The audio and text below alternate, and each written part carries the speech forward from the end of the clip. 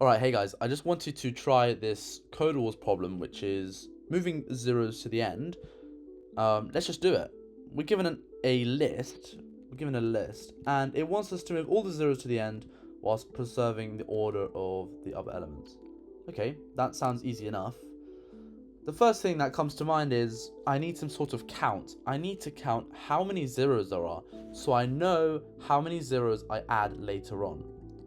So my instantaneous idea as to how to approach this is to have another list where I append all the elements which are not 0. So 1, 1, 2, 1, 3, they all get appended. And then with the count variable, I can count the number of zeros and then go onto that new list and then append that number of zeros. So first I just want to initialize a function and pass the list to it. So I think the first thing we said that we're going to do is make a count. So we can have a count which is going to count the number of zeros that there are in the list.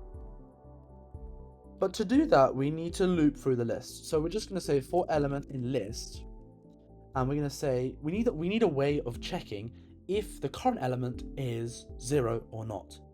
As we said, we want to get rid of all the non-zero elements and put them in their own list.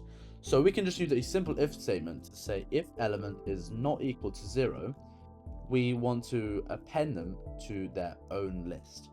To do that, we need a list. So we're just going to create a variable called new list, and we're just going to set it to an empty list. Now what we can do is we can just append the element. So essentially what we're doing so far is we're checking the element that we're looking at in the list.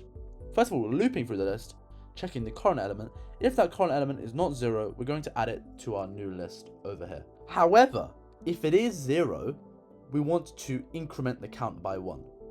So we're just going to say elif element is equal to 0. We're just going to do count equals count plus 1. Before we continue, I just realized this can actually just be else. Because these are mutually exclusive, there's only going to be 2 possible cases. So if we do not have a 0, then the other possible case is that we do have a 0. So ignore the elif, it's an else. So what this gives us right now is we're going to loop through the list. If it's not 0, we're going to add it to the new list. If it is 0, we're just going to increment the count by 1. So if we had a list that looked something a bit like this, 1, 2, 0, just some random numbers like this. Essentially what we're doing now is new list would look something a bit like this. 1, 2, 4, 6, 3, because we've skipped all the zeros. But that now means that our count would be 2, because we've encountered 1 0 and we've encountered a second 0 right there. So we've got our new list, but we now need to move all of the zeros to the end. Well, that's where our count has helped us. We know how many zeros we need to move to the end. All we need to do is to add the zeros, essentially. So to do that, I'm just going to say for 0 in range of 1 to count plus 1, because it's Python.